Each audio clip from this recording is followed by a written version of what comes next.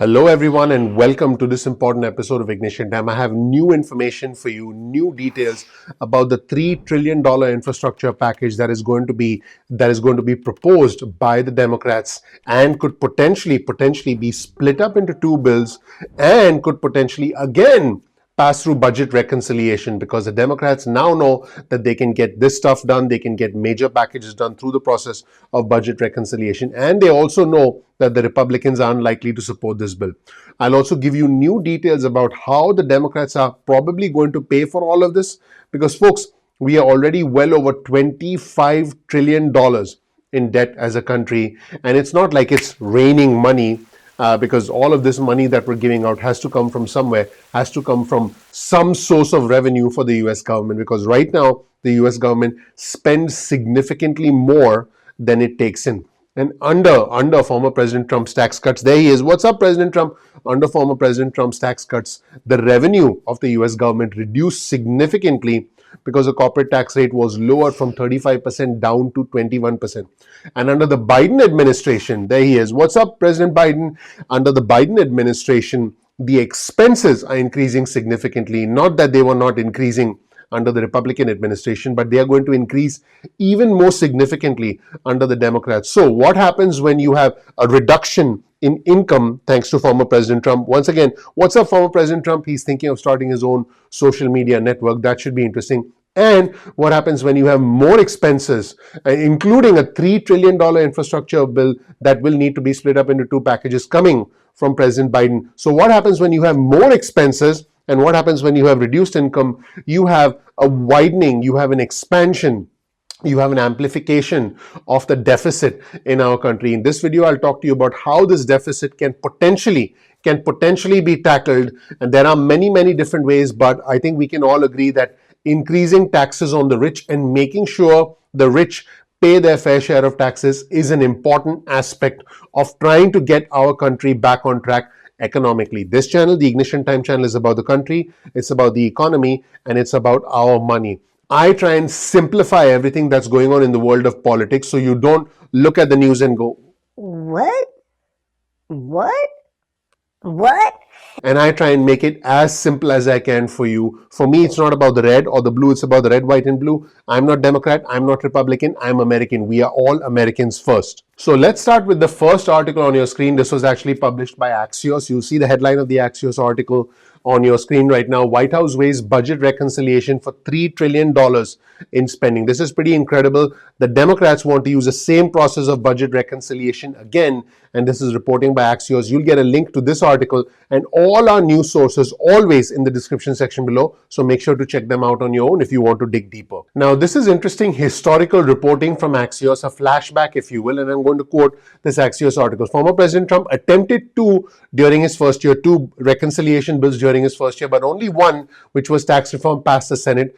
The late Senator John McCain killed former President Trump's attempt to repeal Obamacare via the process of reconciliation. Now, according to Eric Ueland, who's a longtime Senate staffer who ran legislative affairs for former President Trump, the Democratic majority could take two more bites at the reconciliation apple this year. Ueland also said President Biden might make history signing 3 reconciliation bills in just 1 year. Sarah Bianchi, who's a longtime President Biden economic advisor, said the White House has the ability to do 2 more reconciliation packages this year if they want to, a spending one and a tax one, which means that there could be an infrastructure plan, which is a spending plan, and a tax plan designed to raise taxes on the ultra wealthy, because at some point we have to start paying for all this. We have to try and balance the budget. Now, what does balancing the budget mean? It means your income should try and match your expenses. Right now, our income is significantly lower than it was before, and our expenses as a country, I'm talking about the federal government, are significantly higher than ever before, because the federal government is directly injecting money into the economy by directly helping our fellow Americans with the $1,400 stimulus checks, with the $300 a week booster through the 6th of September, with the earned income tax credit, with the child tax credit, with the $10,200 waiver in federal taxes, which by the way means less income for the government, and with the health insurance subsidies, in other words, paying for a significant portion of the Obamacare, the Affordable Care Act premium, to try and help make healthcare insurance, make these premiums affordable for millions of families. So the federal government essentially has significantly more expenses and has significantly lower income because of the Trump tax cut. So now the Biden administration is going to need to find a way not only to pass this infrastructure plan, but also to raise income so that the federal government can try and make its way out of this economic hole that we find ourselves in. And as the White House tries to work on all this, here's the headline of another article on your screen. White House considers splitting the $3 trillion recovery bill into two separate bills. This was reported by CNBC. The Biden administration is considering splitting the $3 trillion package into essentially two packages. One will be focused on infrastructure, and then possibly a different package could be focused on fighting climate change and reducing economic inequalities. So basically, again, splitting this into two bills might make it more digestible to hopefully get more support from the Republicans, because this way it can be a bipartisan bill. But one thing is clear, whatever happens, it's going to be basically very difficult for the Biden administration to get the support of the Republicans for either bill, even if they split up the $3 trillion infrastructure plan into two bills. And what makes this a little bit more complicated is that Joe Manchin, the Democrat from West Virginia, there he is. What's up, Joe? Has clearly said that he wants the infrastructure plan to be bipartisan. Folks, both sides agree. The Democrats and the Republicans agree there's a need for infrastructure. However, it's very clear that the Republicans want to oppose the bill, and it's very clear that Joe Manchin, the conservative Democrat, wants it to be bipartisan. This I foresee to be even more challenging than the $1.9 trillion American Rescue Plan. We'll have to see how the Biden administration navigates this. Here's a quote directly from the CNBC article. You'll get a link to the article in the description section below. Though politicians on both sides of the political aisle agree that US infrastructure needs repair, they have not come to a consensus over which items to pay for and how best to finance this massive undertaking. Some moderates, including the conservative Democrat Joe Manchin of West Virginia, have made it clear that they will only vote for a plan that makes a genuine attempt at bipartisanship and is nearly entirely paid for. Now, that's going to be pretty difficult. Democrats approved the pandemic package, the $1.9 trillion package, on their own without a single Republican vote, either in the House or the Senate. And finally, speaking of paying for all this, here's a new article on your screen from CNBC. Wealth tax, estate tax, capital gains. By the way, the rich have multiple sources of revenue. And so what Democrats want to do is go after all of those sources of revenue that essentially the rich use and continue to use to try and protect their wealth. So President Biden and congressional Democrats have called for high taxes on the wealthy. And this would include a wealth tax and many reforms to capital gains and estate taxes that would raise taxes on millionaires and billionaires throughout the country. So millionaires and billionaires have used loopholes, if you will, to try and shield their wealth, to try and shield their assets, to try and shield all their wealth gains from taxation. But the Democrats want to go after all of this. Here's a surprising statistic.